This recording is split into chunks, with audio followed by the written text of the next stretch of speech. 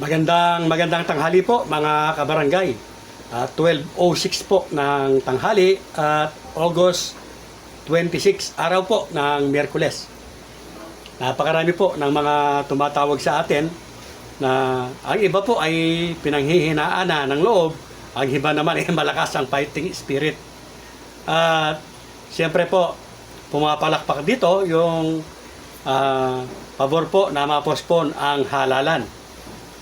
Dahil nakaguhit na nga naman po sila.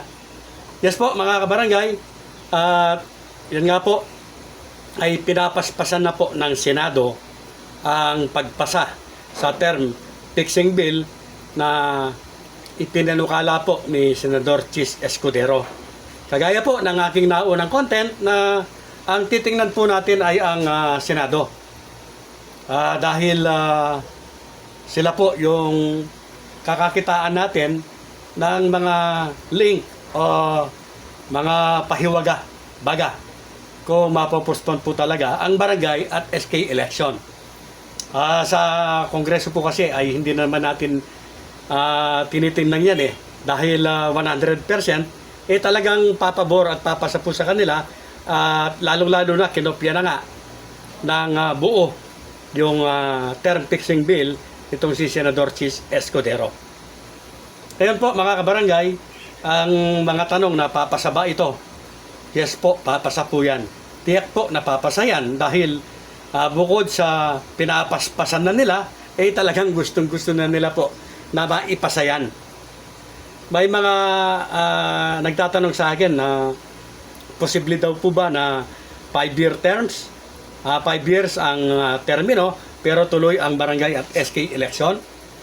Mga kabarangay, bagamat nasabi po o nabanggit o naikonsidera ang bagay na yan sa committee report po ng Senado, kung bibigyan po natin ng percentage yan baka nasa 2% lang na maaring mangyari.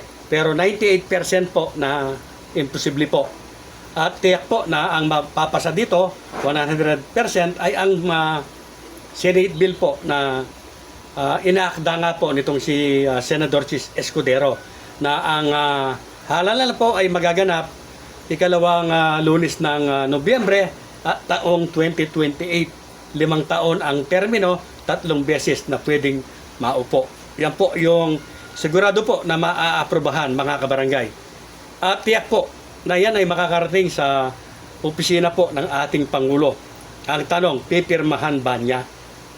Mga kabarangay, bagamat hindi po binanggit ng Pangulo ang postponement sa kanyang SONA at wala rin siyang inuutos na wag na itong ituloy or ipasa na ito sa tinatakbo po ng mga pangyayari, lalong-lalo na yung ikinikilos po na paspasan ng Senado sa pangunguna po ni Senador Chis Escudero ay tiyak po na kanyang pipirmahan yan para maging batas.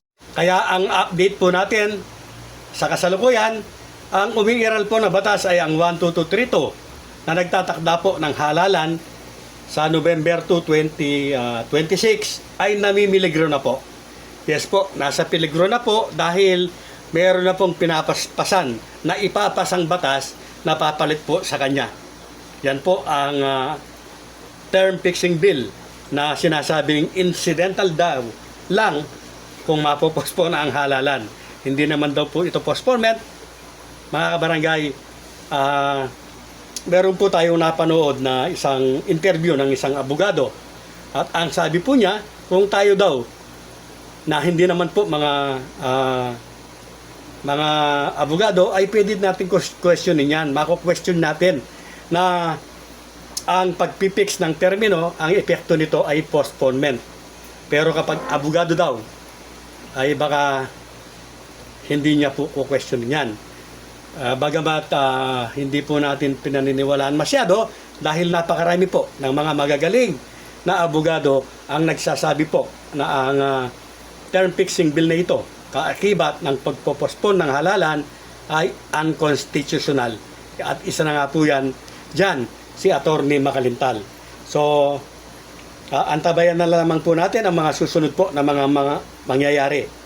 Yes po, tiyak po na yan ay magiging batas. At nakahanda daw po si Atty. Macalintal para muli questionin yan sa Korte Suprema. Na sinasabi naman po ng mga pabor na ma-postpone ay parang replay lang.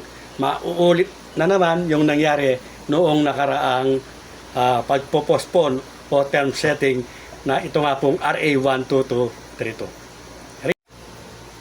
Napakainit po ng usaping ito ngayon mga kabarangay, lalong umiinit. Kasing init po ng pwesto ko ngayon, nasa labas ako. Mainit na mainit po, kaya pinapawisan po tayo. So muli po sa mga subscribers ko po at sa mga followers, kung hindi man po patungkol na sa politika yung ating papaksain sa mga susunod po na mga araw, ako po ay nakikusap na suportahan pa rin po ako. Tayo po, yes po, mamimigay po ng mga sa mga mapipili po natin ng mga libreng silver lang naman po, silver jewelries, pero kahit papaano po ay may presyo po naman. At sa mga Kapampangan po, may vlog po tayo na Kapampangan, pagtatanong ng mga malalalim na Kapampangan na kapag nasagot po ay may cash prize po kayo. Sa mga Kapampangan naman po na subscribers po natin dito sa ating lugar o sa mga followers po natin, kahit hindi po kayo Kapampangan, basta masasagot lamang po ninyo yung aking itatanong. Yes po, may portion po tayo na ako po ay mag-iikot tuwing linggo. At ang mapipili ko po na tatanungin at makakasagot po ng tama, Kapampangan ka man o hindi, kapag tama ang sagot mo, may premyo na cash prize ka. Sa mga followers at sa subscribers naman po na nasa malayong lugar, marami na po akong nabigyan ng mga papremyo, mga jewelries at iba't ibang mga mamahalin na old coins collection ko po. Pwede po kayong, o may chance din po kayo kahit na nasa malayong lugar po kayo. Basta siyempre po nakapollow, nakasubscribe sa aking YouTube channel at nagko-komento, nagla-like and share. Yan po yung aking mga pinipili na bibigyan po. At siyempre po, tinatawagan ko po muna yan. At tinatanong kung ano ang kanyang gusto, kung cash ba o silver jewelry. So, yan po ay bahagi ng aking pasasalamat sa inyong pagsuporta sa aking FB page at sa aking YouTube channel. Ang lahat po kasi kilala yung YouTube channel ko na Coiners Ring. Pero pinalitan na po natin yan ng Real Talks based on facts. Pero yan pa rin po ang ating profile, ang Coiners Ring. Dahil dyan po tayo nakikilala at hindi na po yan mawawala. Muli po, ang umiiral po na batas, ang RA 12232 na nagtatakda po ng halalan sa November 2, 2026 ay nasa peligro na po ngayon dahil pinapaspasan na ang bagong batas na hahalili po dito. Real Talks based on facts.